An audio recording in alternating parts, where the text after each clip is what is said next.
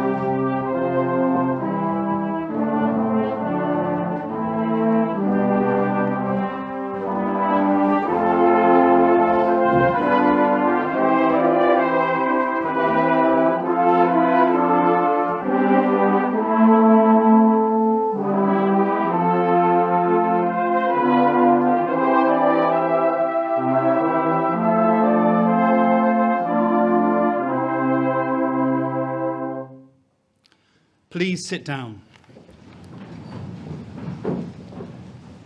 Watching at home, members of the governing body, distinguished guests, ladies and gentlemen, members of the school, and in the school hall, trustee, chairman, parents of prize winners, musicians, members of staff. Welcome to our annual speech day. It's slightly different from last year, and it's also slightly different from the old normal too. I think we're slightly out of step with other schools in not having the hall absolutely packed. And to just give you an idea, we're just under a third the normal numbers in here. But I think it's no bad thing to err on the side of caution, particularly with that which is happening in other schools. And a colleague in another school said to me today there were 200 cases this week. So we've got the windows open and plenty of ventilation. So this evening is rather more informal than usual, but no less important. It's slightly shorter, and we wish our planned guest speaker well, who's recently come out of hospital having suffered with COVID-19. So I'm pleased that our Chairman of Trustees, Mr. Ogle, will present the prizes this evening, but he's not going to shake hands. But that doesn't mean he doesn't want to congratulate you. He assures me he wishes you well. We're limited singing this evening, although later on there will be a chance to show your pride in the school by singing the national anthem. But as a slight change, we've asked some pupils to read the Thomas Psalm, including our new blue coat boy. So if those readers like to start moving as we practice in rehearsal, that would be good. And we can enjoy listening to it and look forward to singing it again next year. Let us rejoice with cheerful voice, God's goodness magnify, who freely grants to all our wants most plentiful supply. Naked and poor to clothe and feed, from misery to raise, how truly great and noble 'tis, how worthy is the praise. Base pleasure 'tis mankind to hurt, although the only joy of ill men who abuse their wealth, the harmless to annoy. Within this city, thanks to God, such bounteous works abound, as have embalmed the earth authors' names by faith so richly crowned.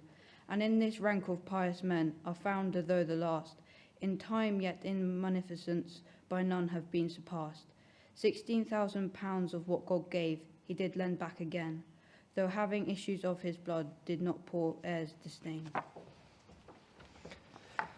Whene'er we come our gratitude shall then make appear, who 'twas at first did nourish us, and who doth feed us here. The pious part of this large store in heaven's treasury lies, whilst the earthly stock secured below in the hands of the good and wise. And may this place and the whole realm in peace protected be, and happily may our Queen reign, blessed with prosperity. Yeah, I think they deserve a round of applause, and I think the brass players do as well.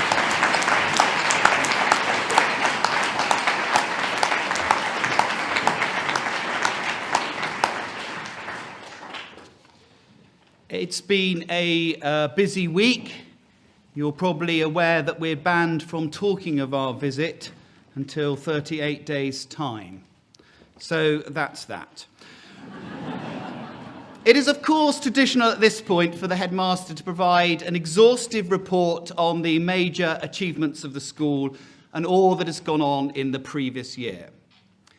There's no doubt that the pandemic has been exceptionally challenging and unfortunately prevented much of school life continuing. You may be in luck in that a small positive is my report this year will be less long. Now, for teachers who have a bet on the length, that's a bit of a clue. So if you've already gone long, you've got it wrong. But perhaps it will be a bit more boring. You can see the shorter people thinking, is it really going to be short? Every pause, you know? Anyway, what I can do is say two things. Firstly, I can pay tribute to the work of the school during last year. It's absolutely right that we reflect on the many positive achievements. Very little came easy to us, students, parents, and staff alike. But perhaps we're the better for it. Our exam groups worked hard in challenging circumstances, starting the year unsure and anxious about the nature of their final assessments. They asked me, will we have exams? I said, of course you will have exams. Well, you didn't, but I'm confident that the work ethic, the resilience they have, the things that they developed will see them well both into the sixth form study and at university. And their achievements are no less significant because they were assessed by their teachers, who did that process so rigorously and so fairly. Our Year 7 students had the least normal, richest start of all, and were not able to experience many of our usual activities, such as the Stratford and Lakeside residentials and many other extracurricular trips. But despite this, they worked hard, played hard, and appeared to have made the very most out of every moment they had in school. And they should be proud of themselves for everything they've achieved in a strangest of years. The pandemic has seen a rapid acceleration in technology, and where many of us had rarely used video calling platforms until last year or so, today a huge proportion of the population across all age groups have experienced it in one way or another. Before March 2020, schools had no idea how essential remote learning technology would become. And we're indeed indebted to our IT manager, Matt Hopton, who so quickly and efficiently embedded Teams as our platform for home learning for all lessons last year. My sincere thanks also to the staff who have had to embrace teaching classes on Teams, sometimes with an entire class learning from home, and sometimes teaching blended lessons with students attending both in the classroom and from home. The challenges of delivering learning in this way are enormous, and it has been a steep learning curve. And I'm immensely proud of the way in which teaching staff rose to this challenge. I was also impressed by the ways in which students and staff sought to continue with their extracurricular activities and other school events in some way or another, including music rehearsals by Zoom, fitness training at home, and virtual events of all kinds, from the Remembrance Service to open days. In the Socratic dialogue Republic, Plato famously wrote, "Our need will be the real creator," which was moulded over time into the English proverb, "Necessity is the mother of invention." This was truer than ever last year. It's clearly evident to me that the school has responded to the challenges and actually developed enormously as a place of learning, particularly with regard to the fundamental changes brought about by lockdowns. I'm so proud that in true Richian tradition, the staff put the students first and thus engendered a strong commitment from the student body. Indeed, there are a few times in the year when I can publicly thank the staff for their hard work. Their professionalism, unstinting commitment, and genuine desire to do the very best for boys and girls is evident to all who engage in our community, particularly so for me this week. No one should underestimate their commitment to the success and development of pupils here. Of course, occasionally staff leave, and I'd like to recognise the contributions of staff who retired in July or left the school to further their career in other establishments. At the end of the academic year, we said goodbye and thank you to Tim Rankin, our modern foreign linguist in residence, who was good across languages, but particularly diligent in the German department, and Aaron Lemestre, our musician in residence, who was indispensable in music, and Matt Evans, cover supervisor, and we're pleased that Matt will train to be a teacher with the Gloucestershire Initial Teacher Education Partnership, with whom we work so closely. At this point, I must just mention the fantastic support of colleagues from GITEP and Adfecto generally to the school. Anyway, I digress. In July, we also thanked Julia McCarroll, geography teacher, for helping us out so well since Christmas. We wish her well in her new post at Pates Grammar School. Having been with us for 4 years, John Margetts left the English department at the end of last term to further his career in Worcestershire, working across a range of schools. John's energy and enthusiasm will be missed, and we wish him all the best. Sarah Jones left to lead drama at Cleve School. She's been instrumental in shining a light on students' talent and is quite simply responsible for some of the best performances and productions in the school's history. Maths teacher Ian Robson left us after 15 years of service, and we wish him the very best in his retirement. A very young man to retire, but he worked in the City of London for a long time, as he told me occasionally. As the leader of the chess club, he has devoted a great deal of time and energy and enthusiasm to the sport, ensuring students had numerous opportunities to compete at the highest levels. I know, of course, many students, past and present, will have fond memories not just of chess, but cricket and, of course, maths as a result of his incredible guidance. And Debbie Glover retired after 12 years, a real academic and nurturer of children as wise interpreters of faith and belief. She's not only been head of Department of Religious Studies, but also chair of SACRE and subject leader for the GITEP partnership. I'd like to say that we wish her a long and successful retirement, but in true Rich's style, she's already back teaching here. Although no, she's not here tonight, so she's given permission to be at home. I hope she won't get offended by that point and not come in next week. So sorry, Debbie, I don't mean anything by it. Dave Green has taught geology at the school for 25 years. Not quite an epoch, but still having been teaching for just short of half a century, he deserves a happy retirement. Although we learnt in his retirement speech to the staff last term that he still continues to teach in Herefordshire and run his farm. Dave's passion for his subject has never dimmed, and countless students have benefited from his expert subject knowledge and enjoyed exciting geology field trips. We wish him well. As well as staff, I must thank trustees of the school for the considerable effort and expertise that help us perform our duties effectively. Meeting virtually, Governor's work is done on the quiet, yet it is vital in ensuring the smooth running of any educational establishment. I'd particularly like to thank Vice Chair Tom Grogan for steering us through substantial change and helping us deal with the legalities of separating out members and trustees. I would also like to express my appreciation for the support of our parents, who have every right to be delighted with their sons and daughters. The achievement of our pupils is the product of the partnership between home and school and a shared commitment to high standards, even in challenging times. So that's my first point. Secondly, I can say that the school is well placed to continue forging ahead in the future. This will have very little to do with me. Headship is merely a stewardship, and any one individual is merely part of a broader team. But it seems clear to me that with such a great body of students, a strong and dedicated professional staff, and the affection and support that the school holds, there is still a great desire to continue to develop. At over 1,150, with over 200 in Year 12 and Year 13, we're larger than we've ever been. I think we're now probably large enough.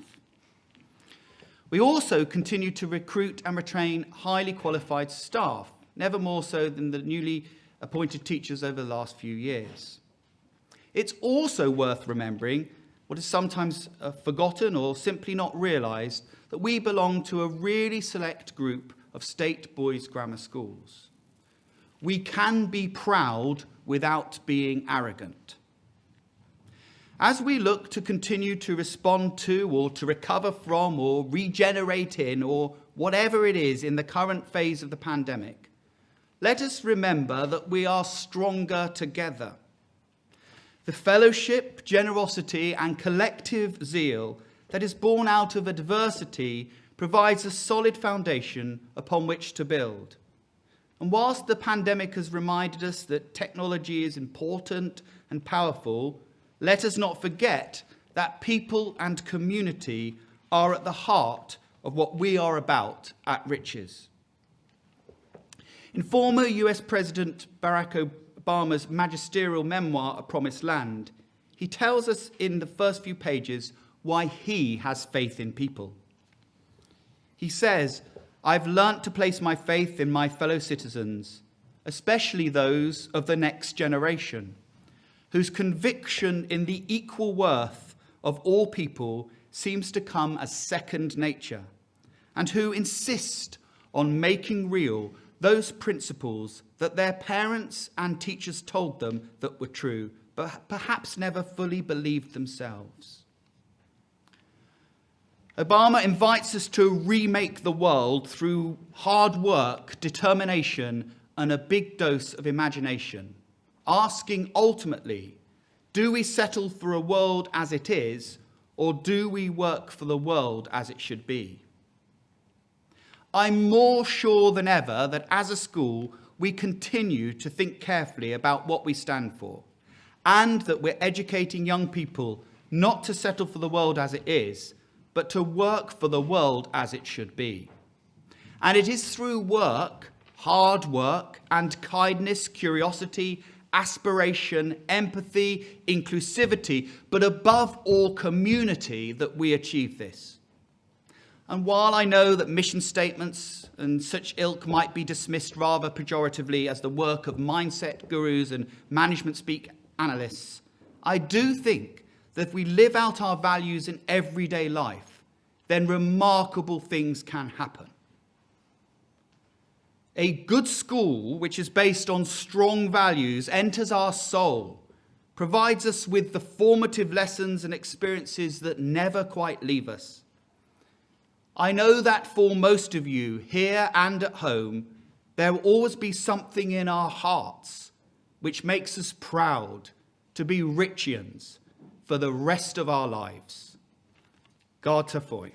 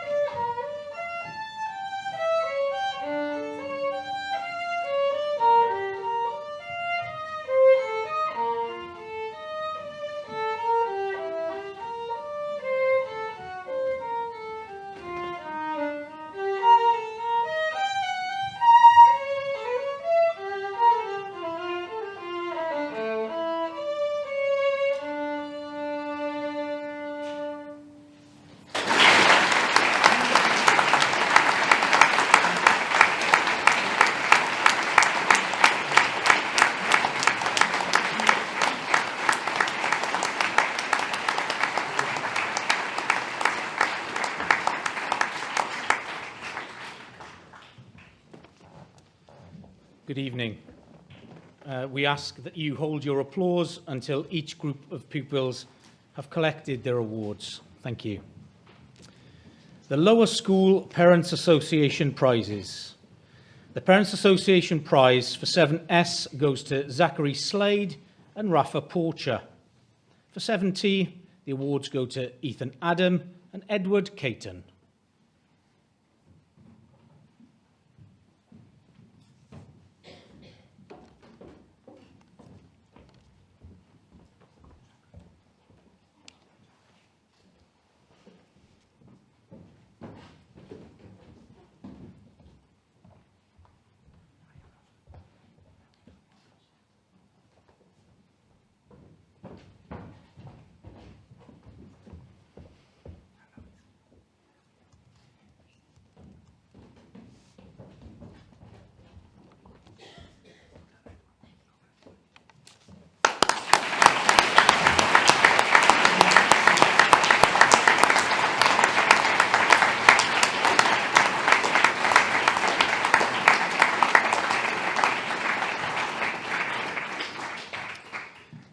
The Parents Association prize for 7R are awarded to Leo Soakwell and Max Sophizidae.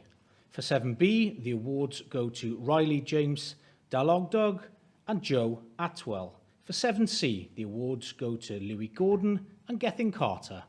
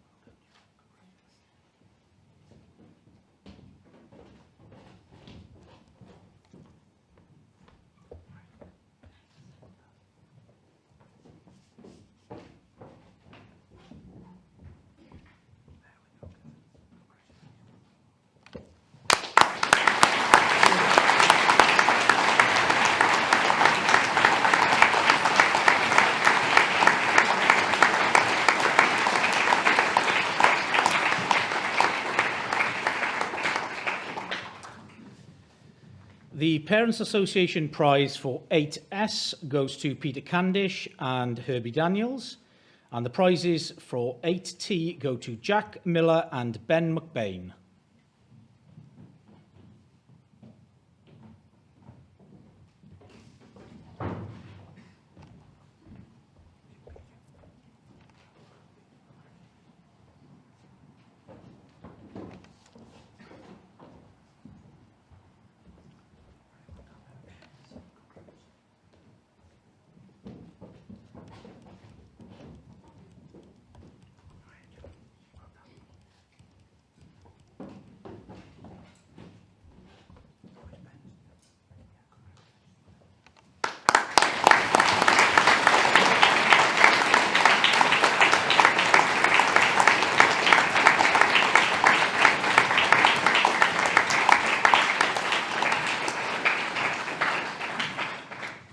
The Parents Association prize for 8R goes to Alexander Taylor and Sean Vittenage. And Alexander also collects the FHE Click Prize for Art. The Parents Association prize for 8B goes to James Mitchell and Harry Cartwright. And 8C, the awards go to Ollie Gleeson and William Fletcher.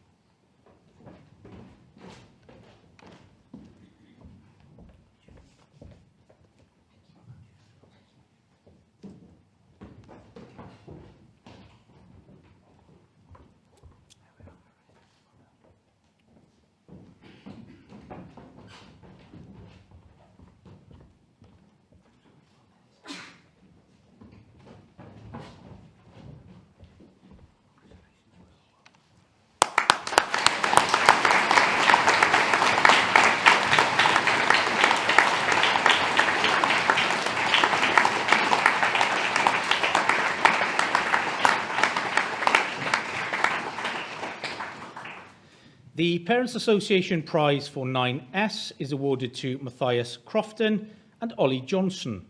The Parents Association Prize for 9T is awarded to Jacob Coates and Ben Aiken. Jacob also collects the D.G. Billingham Prize for French.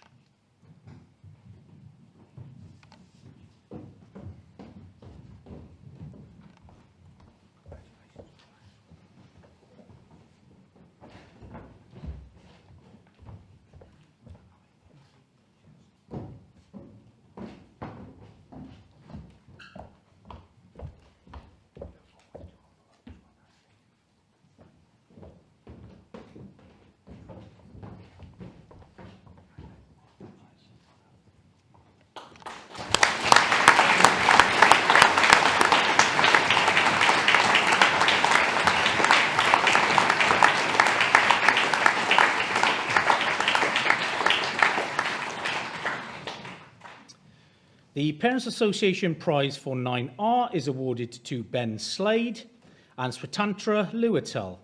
The award to 9B goes to Jordan Iwiwu and Kato Pang. The award for 9C is awarded to Noah Jellerman and George Thorogood, and Noah also collects the A.S. Bullock Prize for Lower School History.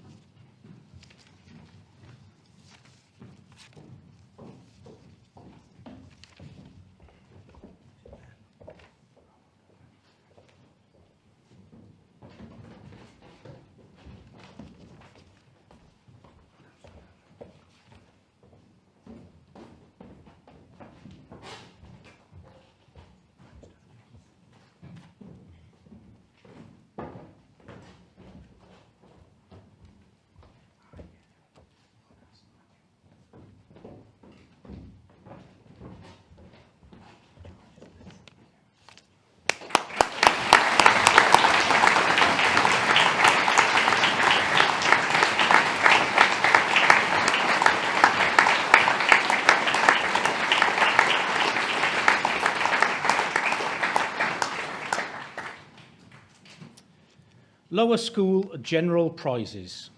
The St John the Baptist Prize for Mathematics is awarded to Ed Hart. The Messrs Doughty Award for Outstanding Progress in Technology is awarded to Archie Mills. The Professor T.J. Williams Prize for Biological Science is awarded to Constantine Dabar, and the G.H. George Prize for Chemistry is awarded to Sam Madel. And finally, the J.R. Passy Prize for Physics is awarded to George de Burr Thomas.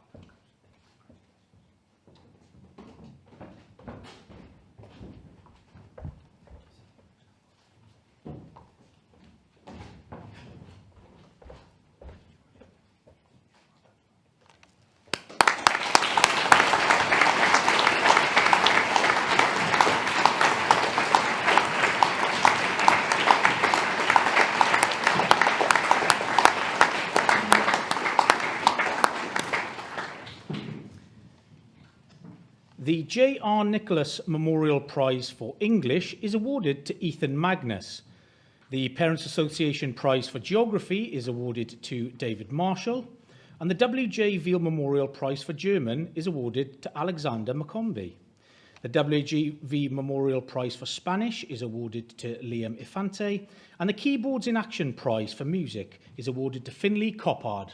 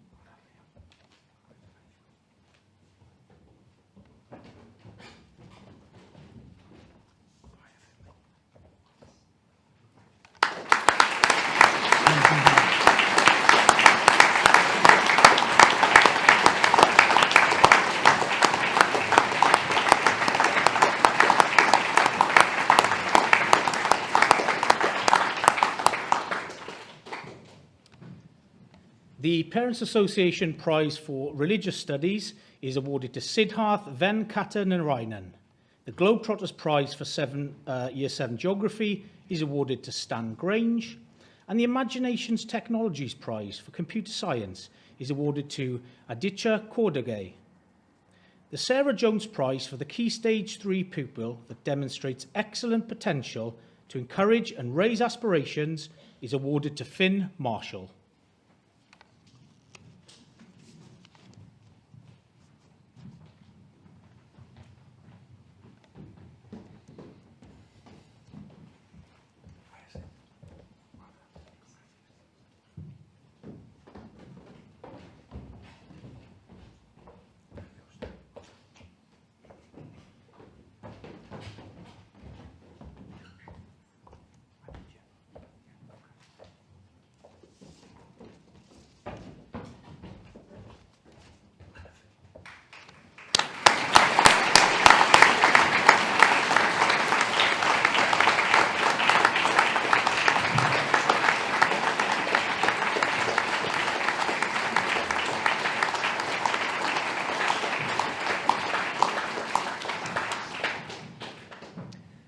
And now we move to the upper school prizes. In Year 10, the R.L. Cam Prize for 10S is awarded to Henry Whistler and Benji Grice, and the R.L. Cam Prize for 10T is awarded to Ashrith Agastyaraju and Ben Gray.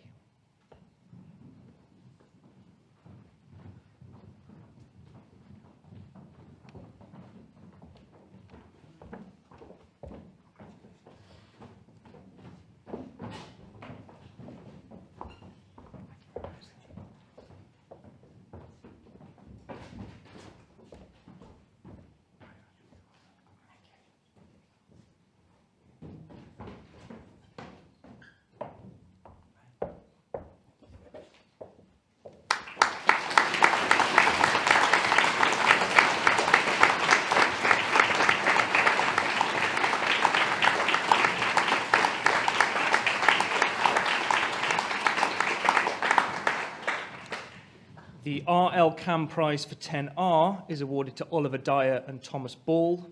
The R.L. Cam Prize for 10B is awarded to Samuel Shaw Nye and Arjun Dahia. And the German Exchange Prize is awarded to Joseph Tyler.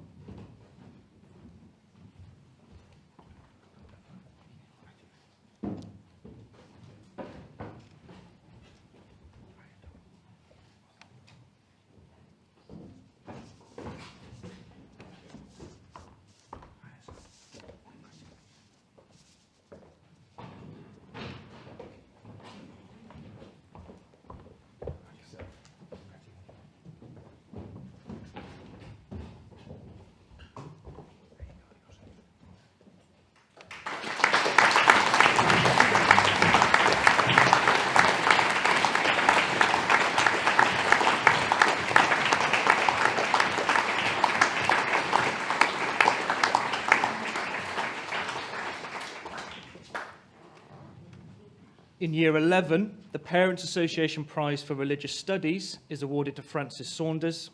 The Parents Association Prize for Art is awarded to Robert Derbyshire. The J. Bloxham Prize for Biology is awarded to Daniel Gray. Daniel also receives the R.T.H. Barnes Prize for Chemistry and the J.D. Meal Prize for Geography.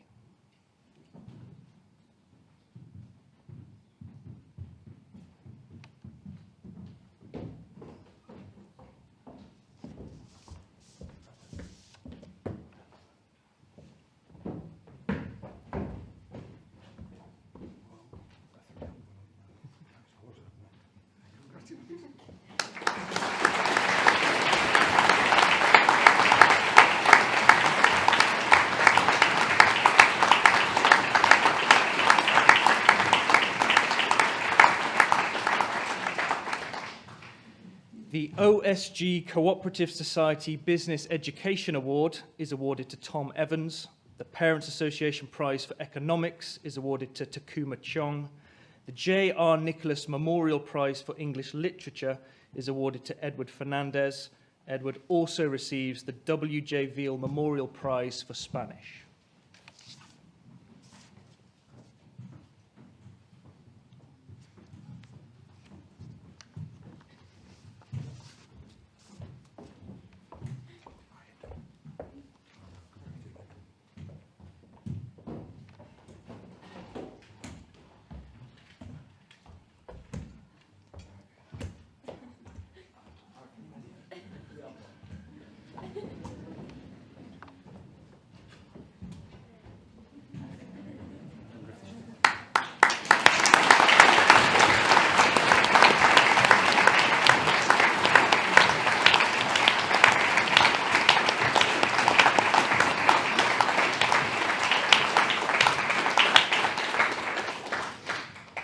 The R. Blair Prize for French is awarded to Tom Pickard.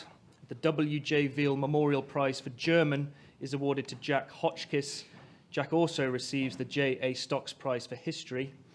The Burt Allen Memorial Prize for Mathematics is awarded to Savinu Wirasekara, and the Imagination Technologies Prize for Computer Science is awarded to Jasper Hall.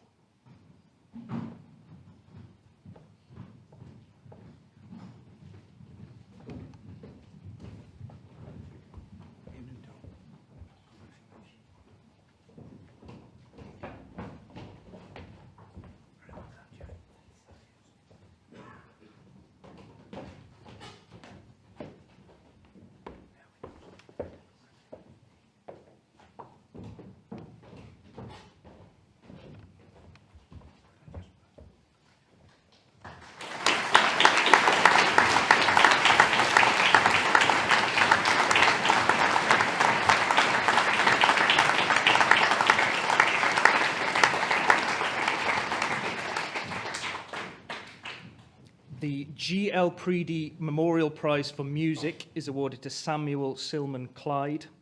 The C.R. Clift Prize for Physical Education is awarded to Michael Nixon. The J. Carew Jones Prize for Physics is awarded to Joseph Bryce, and Joseph also receives the Parents Association Prize for Technology.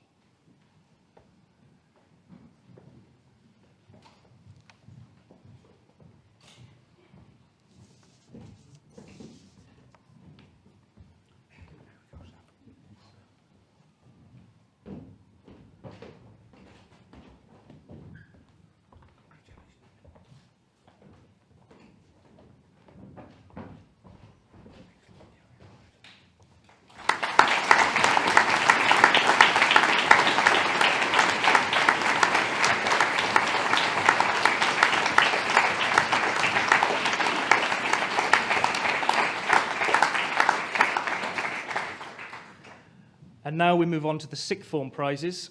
In Year 12, the N.P. Partridge Prize for Art is awarded to Evan Howard. Evan also receives the Parents Association Prize for English.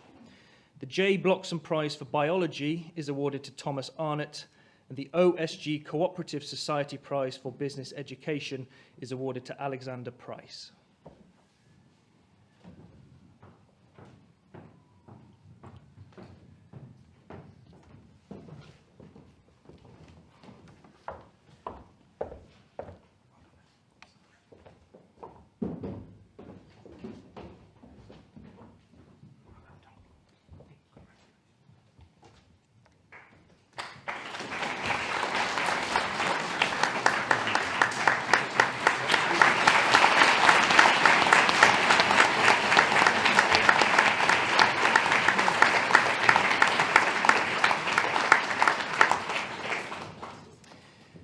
The Burt Allen Memorial Prize for Chemistry is awarded to Ishan Jani.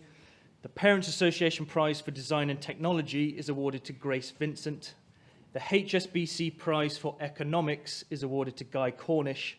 And the Burt Allen Memorial Prize for French is awarded to Reuben Lowe.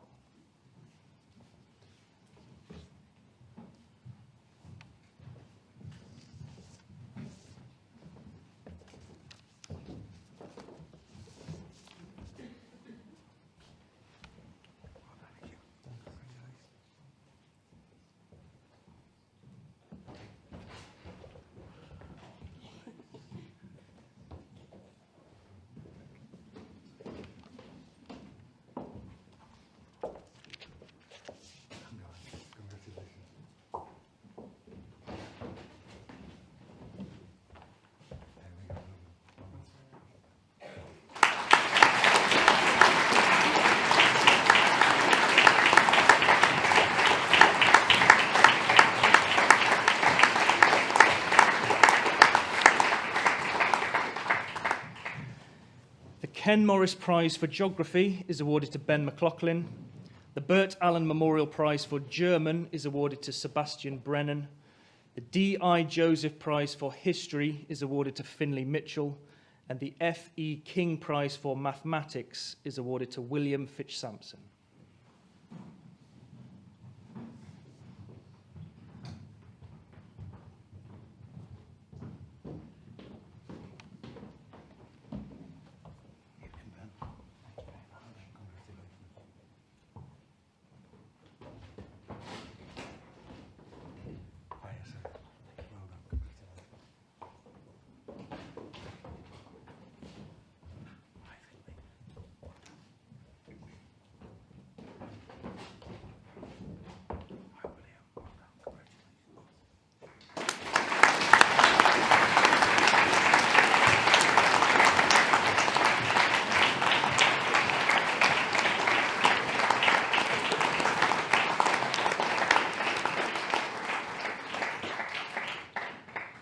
The Parents Association Prize for Music is awarded to Isaac Williams. The Parents Association Prize for Physical Education is awarded to Jude Karadia. The Bert Allen Memorial Prize for Physics is awarded to Alex Parvanov. The Parents Association Prize for Politics is awarded to Samuel Kane. Samuel also receives the Parents Association Prize for Religious Studies. And the Parents Association Prize for Psychology is awarded to Millie Hawkins.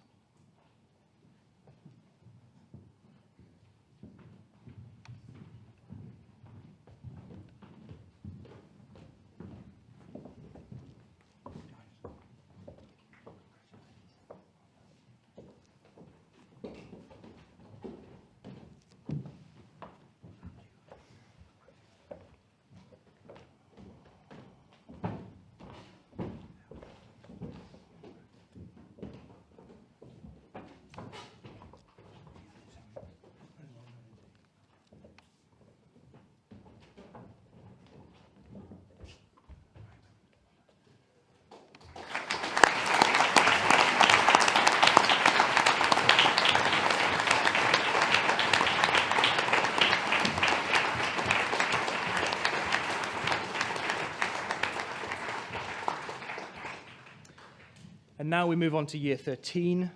As is always the case at this time of year, a number of our Year 13 students from last year have already begun their further education courses. Unfortunately, Will Webster, Guy Mitchell, Ellen Wollstonecroft, Thomas Bishop, Nate Parker, Alex Uzupri, Catherine Elbrow, Joseph Crouch, Emily Durham, Jake Richmond, Ella Powell, and Robert Hicks cannot be with us this evening. Despite their absence, we would still want to recognise their achievements with a round of applause this evening.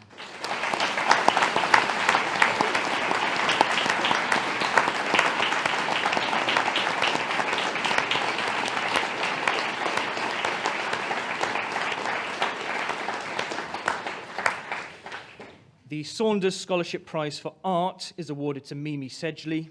The HSB Prize for Economics is awarded to Jack Fletcher.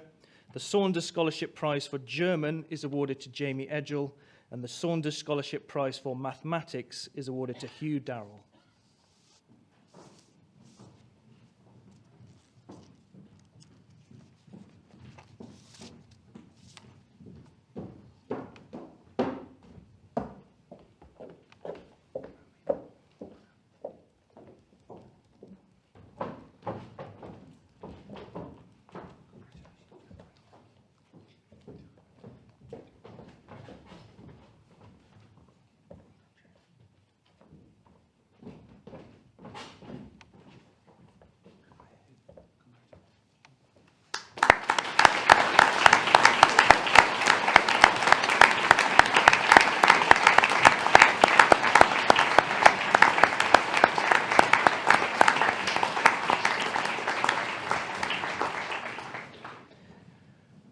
The Parents Association Prize for Music is awarded to Ellie Jones.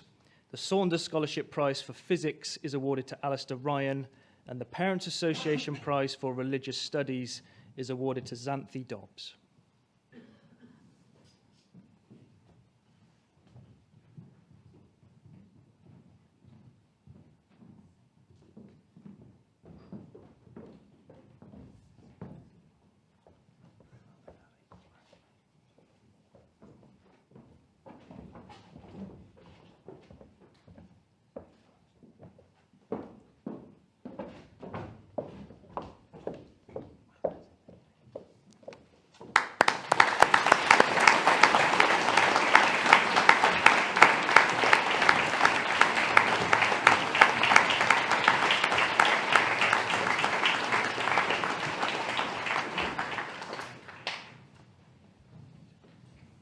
And now the general school prizes. The P.F. Williams Prize for Athletics goes to Jamie Palmer. The Old Richlands Association Prize for Cricket, Luke Bond. The Old Richlands Association Prize for Football, William Bateman. The Parents Association Prize for Netball, Harriet Jones. The Old Richlands RFC Prize for Rugby, Robert Nixon. I'm also delighted to announce that Robbie made his debut for Gloucester against Coventry recently. The D.H. Carter Prize for Junior Rugby, Ed Anstey. And the John Cozier Cup in Bayard Prize for Junior Best All-Rounder is awarded to Beau Griffin. Unfortunately, Jamie, Luke and Harriet are unable to join us this evening.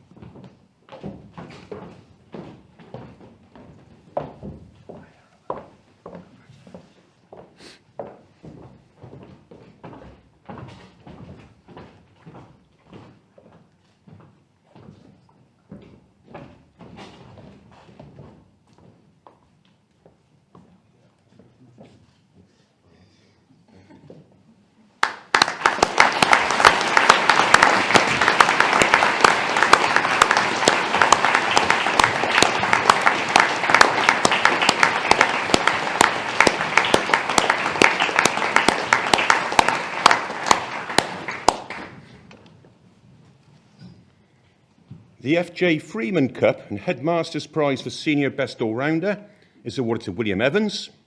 The Charles Cookson Prize for Dramatics, Anthony Dobbs. The Jack Vickery Memorial Prize for Medicine, Sian Kulkarni. The St Andrews Prize for Admission to a Scottish University, Freddie Peake. The Idris Williams Prize for Service to the School, Joseph Crouch. And the R.M. Dancy Prize for Effort is awarded to Jack Jones. Sadly, Sian and Joseph are unable to attend this evening.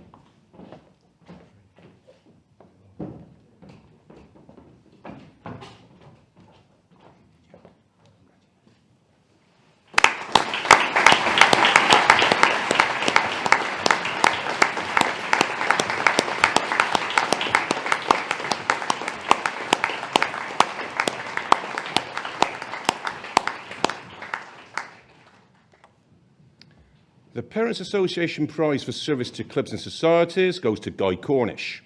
The David Hook Prize for Contribution to International Relations, Samuel Kane. The A. Jarvis Prize for Service to Sport, Jack Stanley. And the Alan Viner Prize for Outstanding Musicianship and Contribution to the Musical Life of the School, Ethan Hartsoe.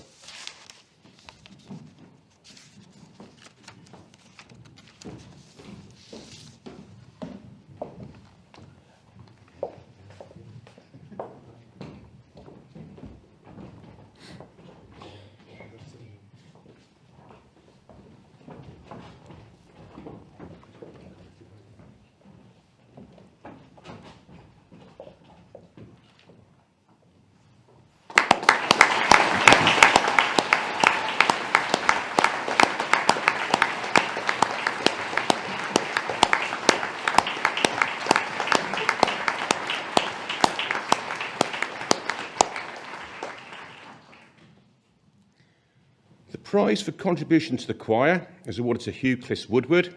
And finally, the Parents Association trophies and S.J. Aubrey prizes for school captains are awarded to Sophia Moran Casanova, who will also receive the Parents Association prize for Best All-Round Sportswoman, and Gabriel Knight, who has also been awarded the R.A. Gabb prize for Best All-Round Sportsman. Gabriel, sadly, is also unable to be with us this evening.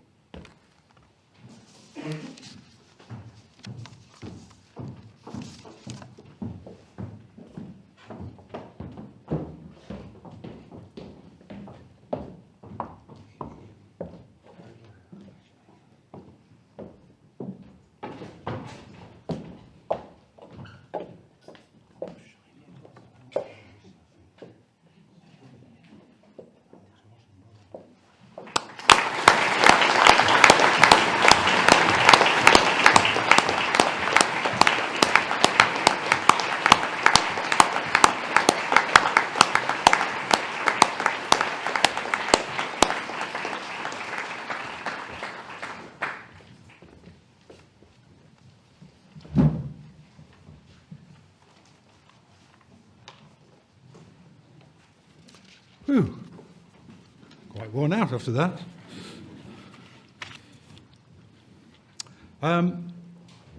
This is a learning institution, and the first thing I learned when I stood on this platform for the very first time was to ask the question, can you hear me okay? Because the sound failed. All right? Okay, so members and trustees, Headmaster, invited guests, ladies and gentlemen, and members of the school community. It is such a great pleasure to be here this evening in person to preside over this real and virtual speech night.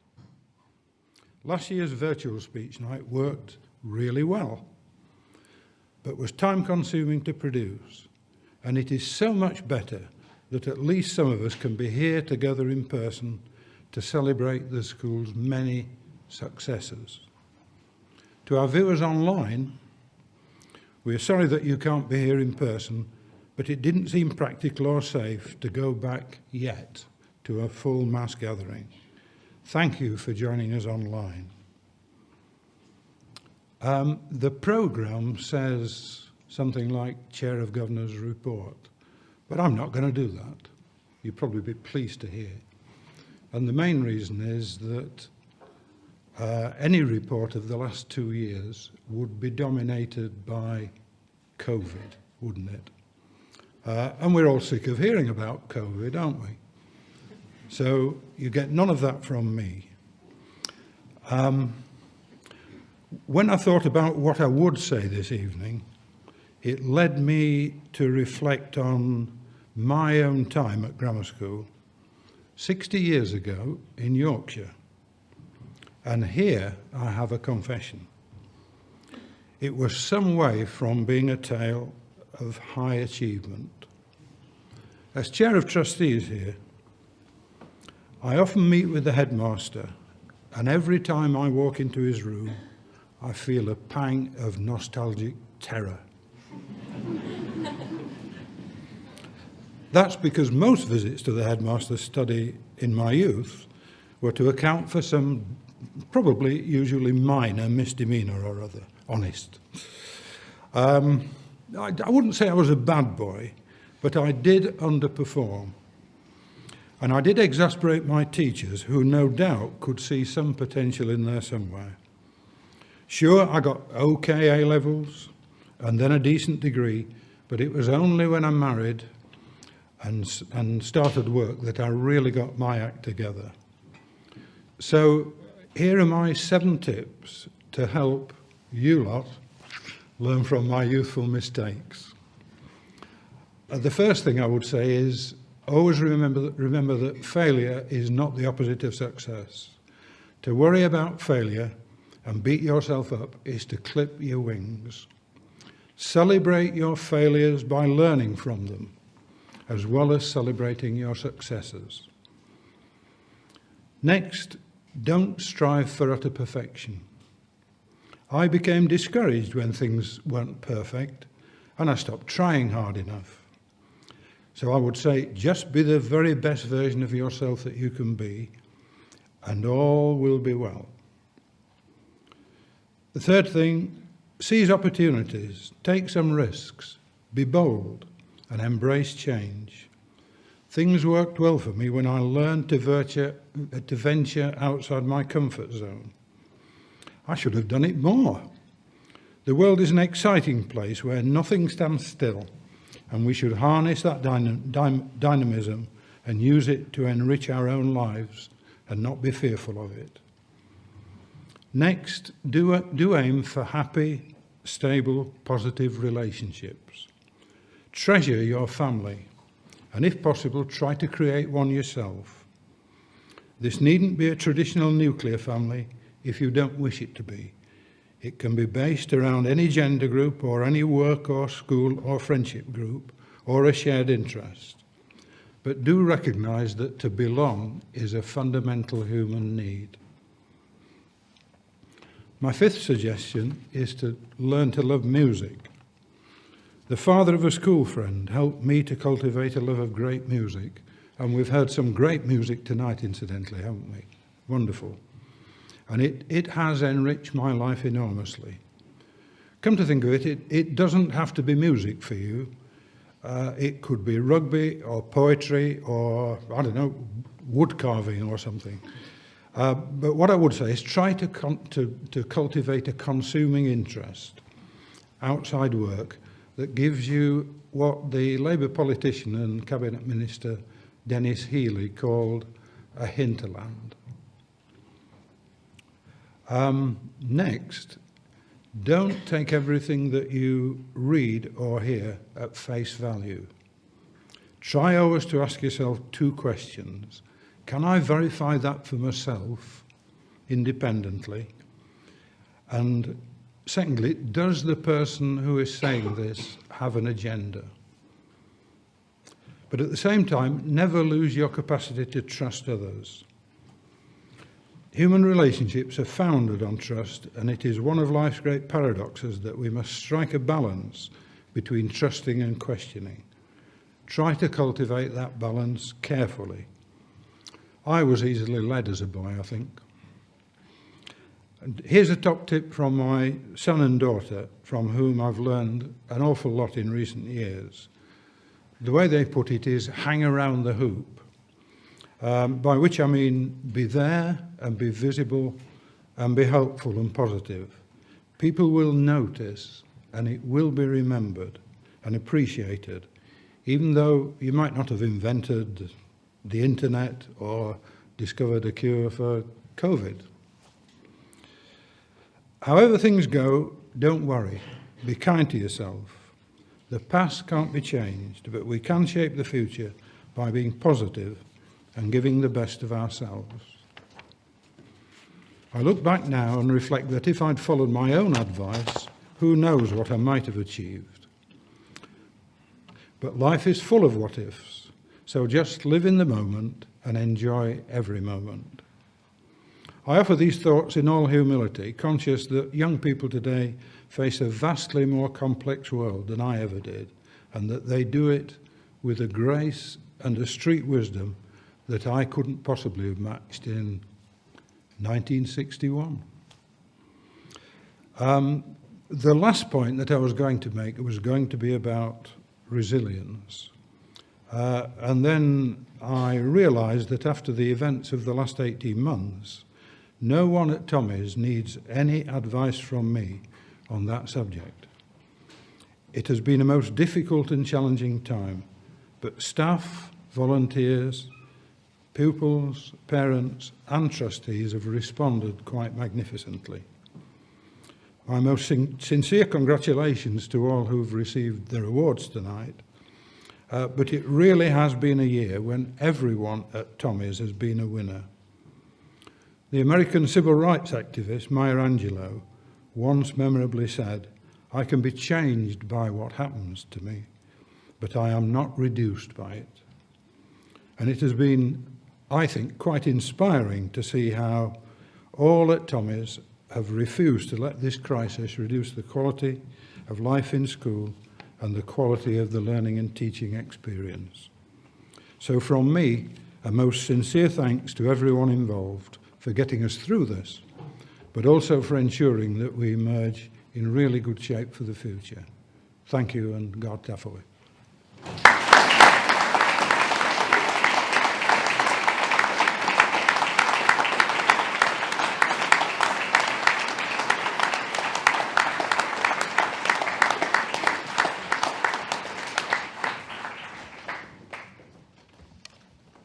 Good evening, parents, staff and pupils. We would like to welcome you to Sir Thomas Riches this evening to celebrate your child's great achievements. Usually we would also have a guest speaker who would present the awards, yet this new normal way of life can be rather unpredictable. Unfortunately, as mentioned, our guest speaker for this evening has been affected by COVID-19. So I guess you'll have to listen to myself and Alex instead, and our Tommy's journey. Before attending Sir Thomas Riches, I was at St Edward's School in Cheltenham. With only 60 people in my year group, I was blown away when I arrived on my first day and heard there were over 200 students in Year 12. I kept seeing new faces every day for weeks. But that's what I loved. You could never be short of friends. And what's more Richian than that? Well, other than rugby. Tommy's truly is one big community, both amongst the teachers and us pupils. Even with spending most of last year in my bedroom participating in online lessons, I still have formed a great relationship between all of my subject teachers, which is essential for the very stressful A-level years. Along with being pushed academically to achieve the best grades, we are also encouraged to participate in many extracurricular clubs and activities. The pandemic has reminded us how lucky we are to have regained the opportunity to collaborate with our friends, participating in the activities that we enjoy. We should look forward to the clubs we have on offer. You might find something you're passionate about, something you're amazing at, and form new friendships. I love being part of the netball team here at Tommy's, mostly because we have the determination and passion to be able to win every game. We are lucky to have such a strong community here at Sir Thomas Riches. So, make the most of it whilst you are here.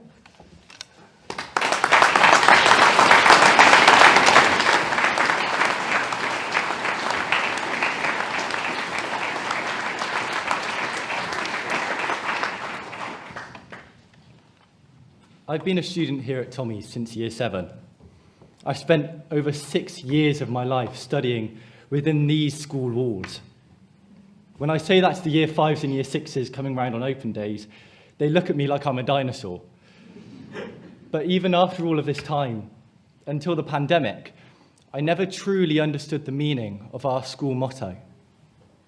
Well, some faces in the hall are looking at me blankly. Our school motto is Garde ta foi, or keep the faith in Old French. This year has been a real challenge, but it's a challenge the school took on. We've always done well at examinations, but this was a test far greater than any educational body could throw at us. Whilst the world shut down, we booted up our computers and continued to study as a means of protecting our own futures.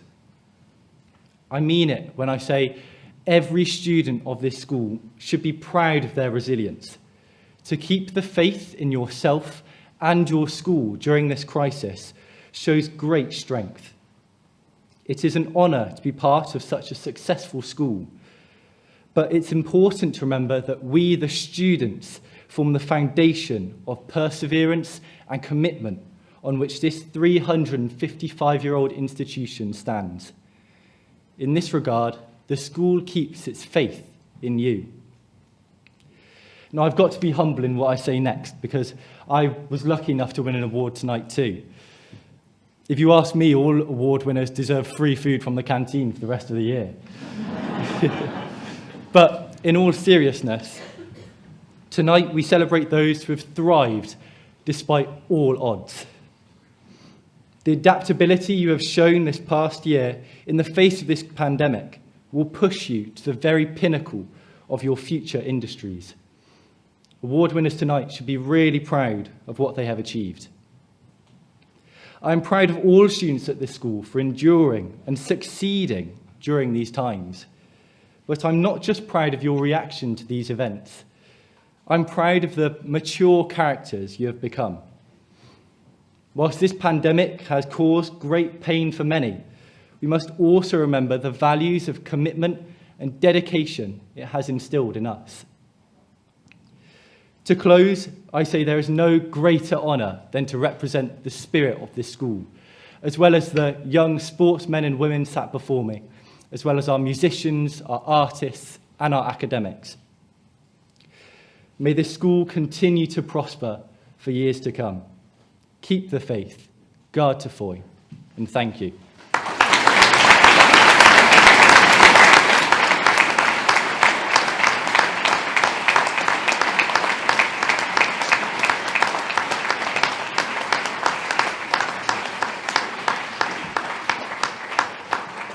Please stand for our national anthem.